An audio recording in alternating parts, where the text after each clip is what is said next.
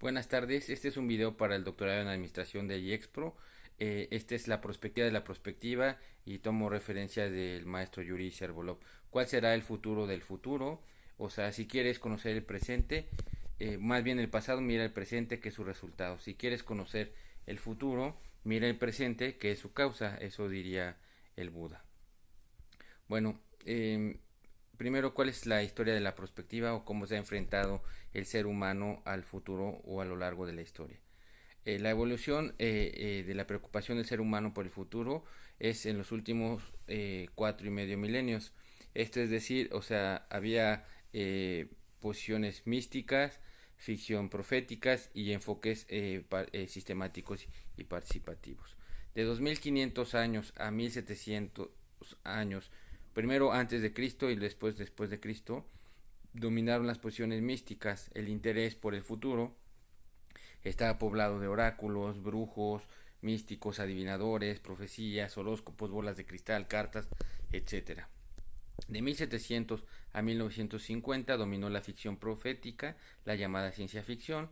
De 1940 en adelante se empiezan a desarrollar los enfoques sistemáticos y participativos, trabajos del tipo de fábricas pensantes o think tank.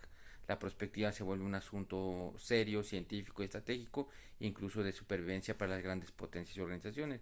¿Cuáles, en este caso, las cuatro etapas de la generación de futuro son? Uno, la primera, pociones místicas de 2500 antes de Cristo a 1700 después de Cristo, con una duración de 4200 años.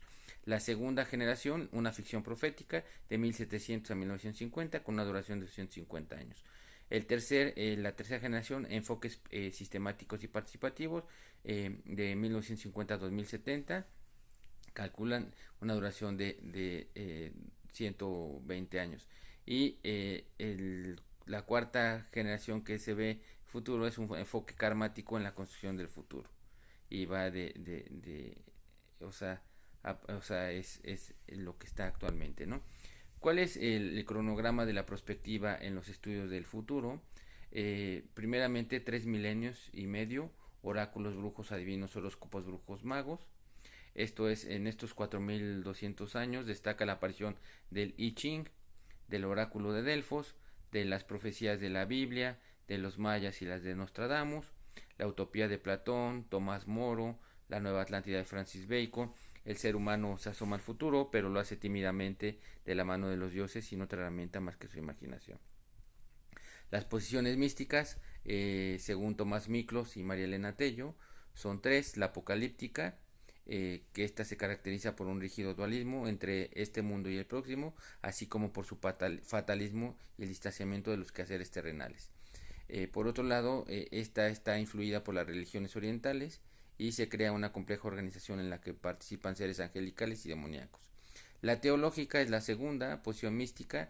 Esta percibe el futuro como el desarrollo de un propósito inherente al universo mismo y en función de Dios. La profética mantiene la noción hebrea del futuro como una posibilidad abierta a la esperanza y responsabilidad del ser humano.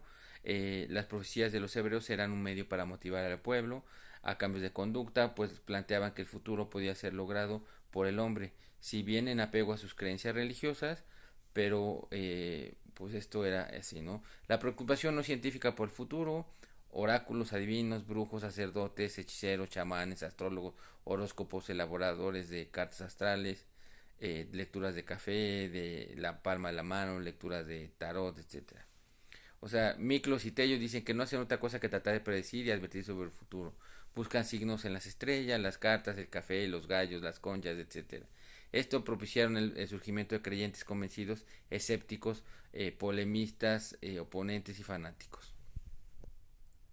Bueno, de 1700 a 1950 dominó la ficción profética, la ciencia ficción con los primeros enfoques científicos, grandes autores como Julio Verne, Edward Bellamy, George Orwell, Aldous Huxley, Arthur Clarke, Isaac Asimov, Red Bradbury, Anthony Burgess y Alvin Toffler. Las primeras visiones científicas de Charles Richet, de H. G. Wells, de William F. Ogburn. La visión de que la ciencia puede crear un mejor futuro, hasta la visión de Russell de que la ciencia es la responsable del terrible futuro que nos acecha. En el tema de el enfoque sistemático y participativo para la exploración, diseño y construcción del futuro surge a partir de 1940. En adelante se empiezan a desarrollar los enfoques, estos enfoques sistemáticos y participativos con la creación de los think tanks. La perspectiva se vuelve un asunto serio, científico y estratégico.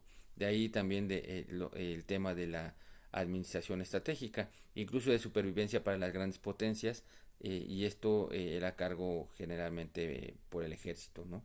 De la corporación RAND, del Club de Roma, etcétera. La investigación y construcción del futuro se vuelve una disciplina científica.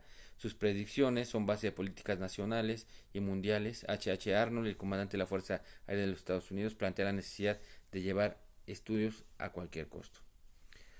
¿Cuáles son las distintas visiones, la tesis y la antitesis de la perspectiva y estudios del futuro?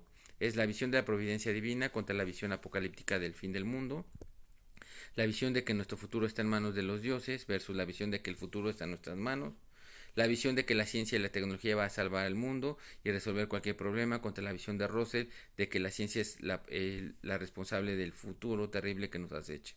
Immanuel Wallerstein en 1930 fue más allá al afirmar que la ciencia no alcanzó para responder a las demandas de la sociedad, hoy es un factor de desconfianza y riesgo.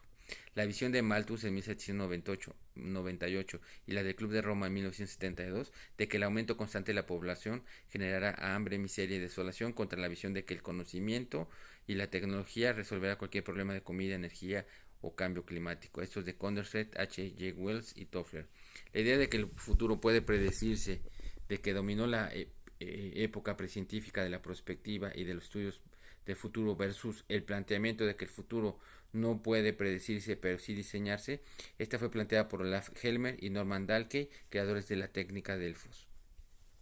Desde estimar la probabilidad de ocurrencias de determinados fenómenos, eso es una posición pasiva, hasta modificar la realidad, una posición activa, desde ver el futuro como una zona donde se esconden amenazas, peligros, catástrofes y riesgos versus ver el futuro como una zona de oportunidades y posibilidades, como un libro en blanco donde podemos escribir con nuestra imaginación y con nuestra acción, diseñando y construyendo los futuros que nosotros libremente elegimos. Desde ver el futuro como una fatalidad, como alto inevitable, versus ver el futuro como una elección proactiva que vamos a convertir en una realidad. ¿Por qué necesitamos de la perspectiva?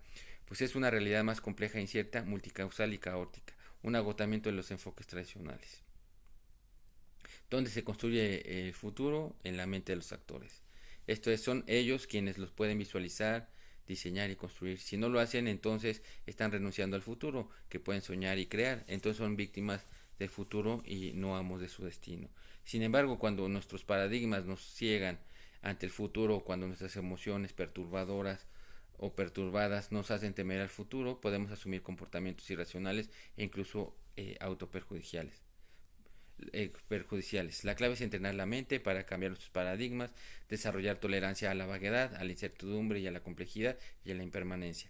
Evitar que nos perturben emociones perjudiciales tales como la ira, la estupidez, la pereza, la lujuria y la codicia, de las cuales se derivan otras no menos peligrosas como la soberbia, la envidia, los celos, los miedos, las preocupaciones, etc. Nublan la mente y no solo nos impiden ver el futuro, sino también el presente con claridad. Asumir un comportamiento virtuoso de pensamiento, palabra y obra, la violación de principios éticos agita la mente. Solo modificando nuestro comportamiento podemos crear un futuro distinto, desarrollar la atención unipuntual y poder hacer retrocogniciones del pasado, análisis riguroso del presente y precognición del futuro. Muchas gracias.